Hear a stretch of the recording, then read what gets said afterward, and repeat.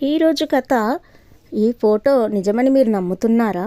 తల్లిదండ్రులకి కూతురి సూటి ప్రశ్న. దీన్ని రచయిత శ్రీను పెద్దుల గారు. ఇక కథలోకి వెళ్దామండి. శ్రీధర్ పొద్దున లేచి యోగా చేసుకొని వచ్చి హాల్లో సోఫాలో కూర్చున్నాడు. ఆరోగ్యం విషయంలో మాత్రం ఎప్పుడూ పూర్తి శ్రద్ధ తీసుకుంటాడు. తను చేస్తున్నది ప్రభుత్వ ఉద్యోగం. ఇంకా 10 సంవత్సరాల సర్వీసు ఉంది. ఇంతలో వేడివేడి కాఫీ కప్పుతో ప్రత్యక్షమైంది భార్య హేమ. ఇద్దరిది 30 సంవత్సరాల అనుబంధం. అమ్మాయి సౌందర్య పెళ్లి విషయం ఏమైనా ఆలోచిస్తున్నారా? అంది హేమ, తను కూడా కాఫీ తాగుతూ సోఫాలో కూర్చుంటూ. చిన్నపిల్ల, ఇప్పుడే పెళ్ళేమిటి, వేడివేడి కాఫీ ఆస్వాదిస్తూ అన్నాడు శ్రీధర్. దానికి 18 ఏళ్ళు నిండాయి తెలుసా? అయితే రాత్రి పగలు ఎంతో కష్టపడి చదివి మొన్ననే నీట్ పరీక్ష రాసింది. తప్పకుండా ఎంబీబీఎస్లో సీట్ కొడుతుందని నాకు పూర్తి నమ్మకం. ముందు నీట్ రిజల్ట్ రాని, ఒకవేళ నీట్లో ర్యాంక్ రాకపోయినా ఏదో ఒక డిగ్రీ అయితే చెయ్యాలి కదా అన్నాడు. 2 కొడుకులు పుట్టిన తర్వాత అమ్మాయి కావాలని ఎంతమంది దేవుళ్ళకు మొక్కుకున్నాం, ఎంతమంది డాక్టర్లను కలిసాం. అబ్బాయిలు పుట్టిన 6 సంవత్సరాల తర్వాత పుట్టిన బిడ్డ అని ఎంతో గారాబం చేసి పెంచారు. పెళ్లి విషయంలో మాత్రం మీ గుడ్డి ప్రేమ చూపించకండి. గుడ్డి ప్రేమ అంటే ఏంటి? అమ్మాయిలను ఇది చెయ్యొద్దు అది చెయ్యొద్దు అని కట్టుబాట్లు పెట్టి వారి ఎదుగుదలకు అడ్డు నిలిచే తండ్రిని కాను నేను. ఓకే, చాలండి సంబడం.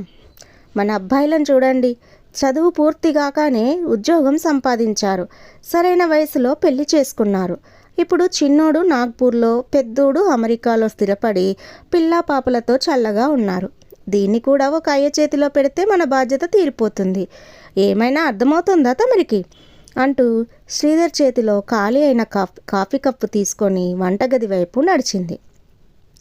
దీనికి ఎప్పటికీ బుద్ధి రాదు అని మనసులో అనుకుంటూ పేపర్ అందుకున్నాడు శ్రీధర్.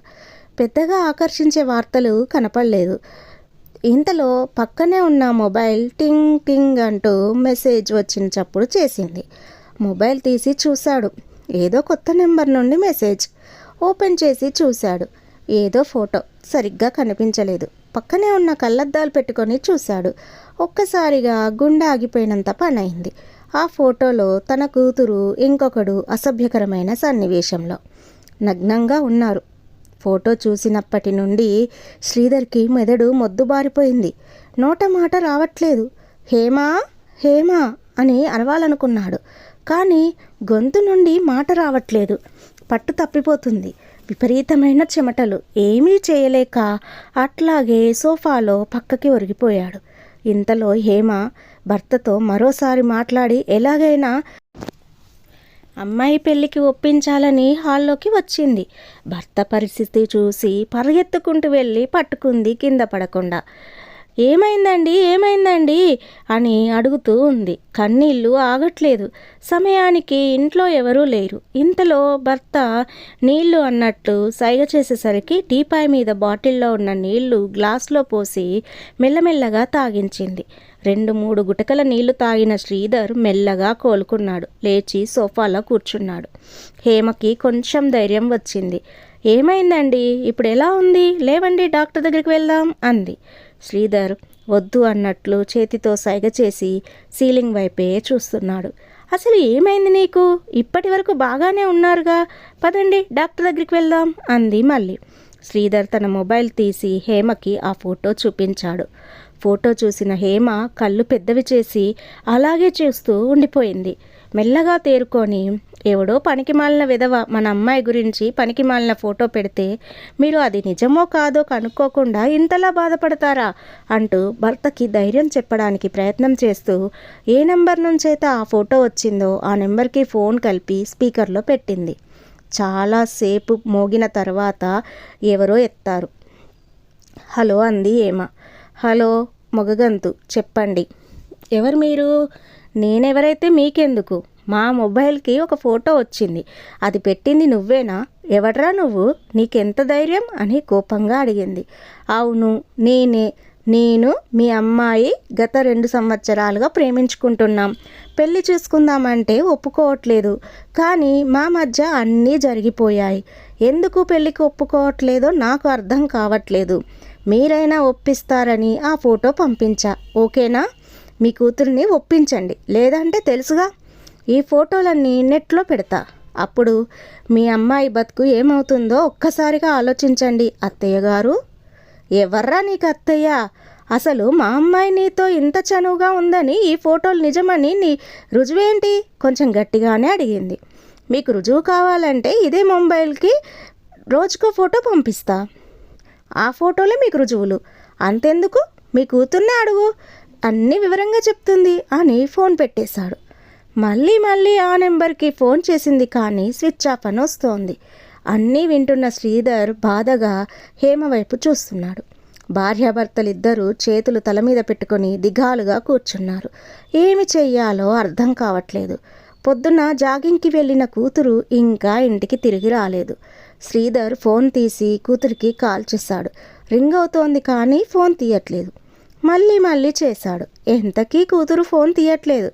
శ్రీధర్కి కూతురు మీద కోపం ఎక్కువ అవుతోంది. కూతుర్ని చిన్నప్పటి నుండి ఇంటి మహాలక్ష్మిలా చూసుకున్నాడు.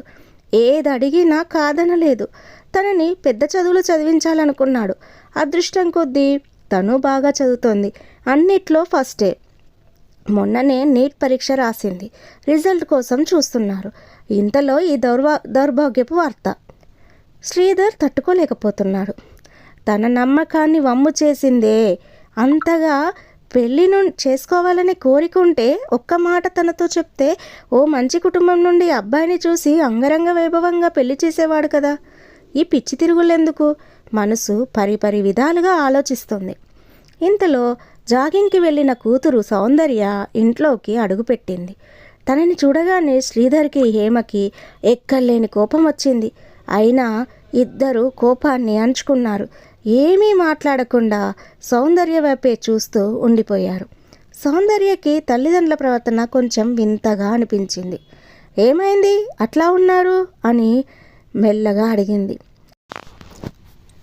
నేను ఫోన్ చేస్తే ఎందుకు తీయలేదు అడిగాడు శ్రీధర్. నీ ఫోన్ వచ్చినప్పుడు నేను లిఫ్ట్లో ఉన్నాను, అందుకే తీయలేదు అని చెప్పింది. హేమ ఏదో అడగబోతుండగా శ్రీధర్ తనని ఒక చేత్తో ఆపి కూతుర్ని కూర్చోమని చెప్పి తన మొబైల్లోని ఫోటోని చూపించాడు.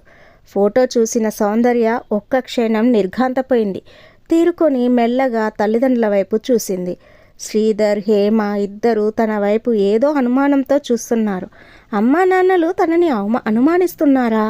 ఆ ఫోటో నిజమని అనుకుంటున్నారా అనే ఆలోచన తనని కలిచివేస్తుంది.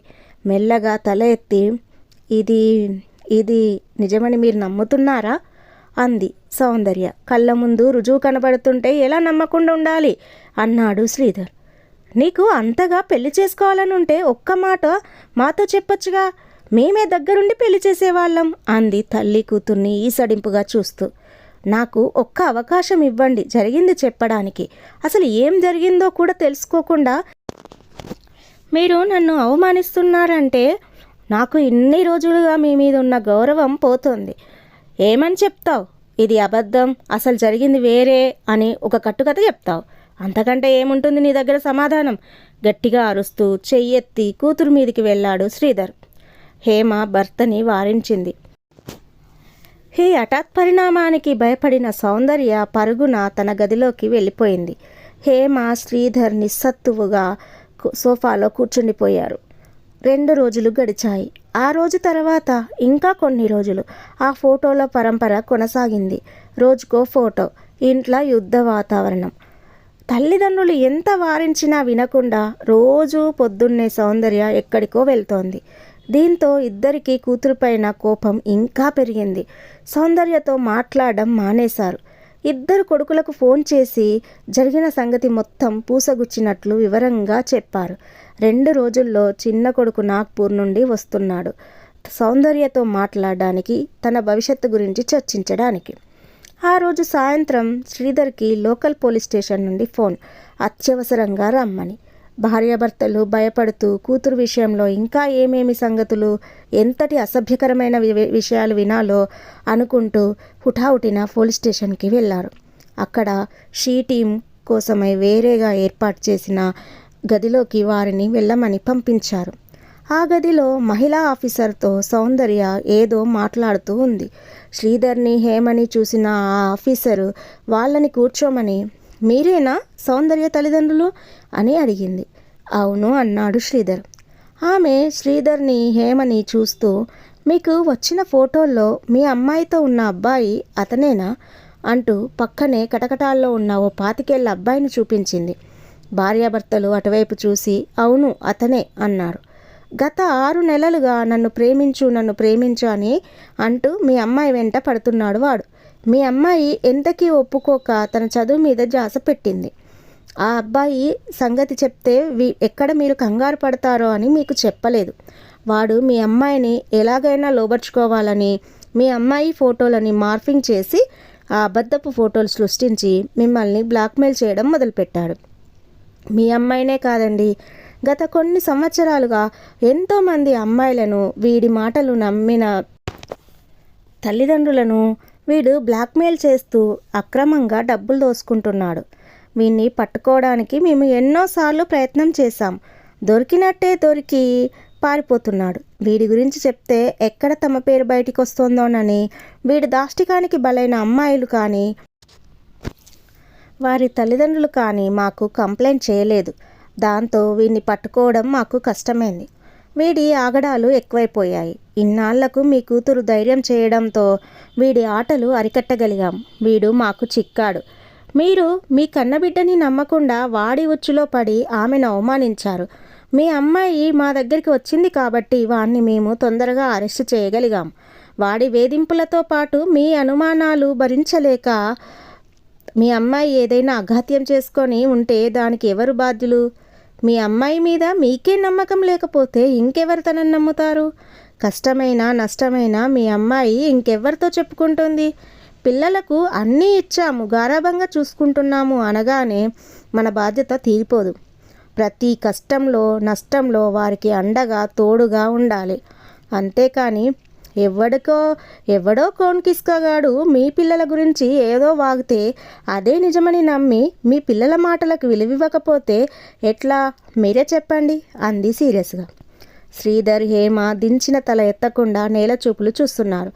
తాము ఎంత పెద్ద తప్పు చేశారో కళ్ళకు కట్టినట్టు కనిపిస్తోంటే వారి మీద వారికే అసహ్యం వేసింది. తమ కూతుర్ని తప్పుగా అర్థం చేసుకున్నామన్న భావన వారిని ఎంతో కుంగదీసింది. తల్లిదండ్రుల పరిస్థితిని అర్థం చేసుకున్న సౌందర్య, మా అమ్మా నాన్నలు చాలా మంచివారు మేడం. చిన్నప్పటి నుంచి అన్ని విషయాల్లో అన్నయ్యలను నన్ను ఒకేలా చూశారు. ఆడపిల్లనని ఏనాడు నన్ను చిన్న చూపు చూడలేదు. అర్థం లేని ఆంక్షలు పెట్టలేదు. పూర్తి స్వేచ్ఛను ఇచ్చారు. నేను ఎక్కడ చిరుదారిలో నడుస్తానో అన్న భయంతోనే ఈ విషయంలో వాళ్ళు అలా ప్రవర్తించారు. నా మంచి కోసమే ఆలోచిస్తూ ఒత్తిడికి గురయ్యారు. అంతకు మించి ఇందులో వారి తప్పేం లేదు అంటూ శ్రీధర్ వైపు తిరిగి, నాన్న, నేను మీ పెంపకంలో పెరిగిన బిడ్డని. మంచి చెడు తెలుసుకునే విజ్ఞత, సమర్థత మీరిద్దరూ చిన్నప్పటి నుండి నాకు అలవరిచారు. మీ కూతురు ఎప్పుడూ తప్పు చేయదు. కానీ ఒక్కటి మాత్రం నిజం, తెలుసో తెలియకో పిల్లలు ఏదైనా సమస్యలో చిక్కుకుంటే అమ్మా నాన్నలు వారిని వేలెత్తి చూపడం, వెలివేయడం కాకుండా వారిని అర్థం చేసుకొని అండగా నిలవాలి. అప్పుడే వారు ధైర్యంగా ఈ సమాజాన్ని, జీవితంలో వచ్చే ఒడిదుడుకులను ఎదుర్కోగలుగుతారు అంటూ, ఇక ఇంటికి వెళ్దామా అని అడిగింది. ఆ మాటలు విన్నాక ప్రస్తుత యువతను తాము ఎంత చులకనగా, ఎంత బాధ్యత లేనిదిగా చూస్తున్నారో వారికి అర్థమైంది. ప్రేమగా కూతురు భుజం మీద చెయ్యి వేసి ముందుకు నడిచారు. కథ విన్నారు కదా. ఈ కథ కనుక నచ్చినట్లయితే మన ఛానల్ని ఎవరైనా ఫస్ట్ టైం చూస్తున్నట్లయితే ఇంకా సబ్స్క్రైబ్ చేయకపోతే సబ్స్క్రైబ్ చేయండి. ఇప్పటి వరకు నన్ను సబ్స్క్రైబ్ చేసుకున్న శ్రోతలందరికీ నా యొక్క ధన్యవాదాలు. చాలామంది కథలు వింటున్నారు కానీ సబ్స్క్రైబ్ చేసుకోవడం లేదు. ప్లీజ్ అండి, అందరూ సబ్స్క్రైబ్ చేసుకోండి. ఇక మరొక మంచి కథతో మీ ముందుంటాను. అంతవరకు బాయ్ ఫ్రెండ్స్.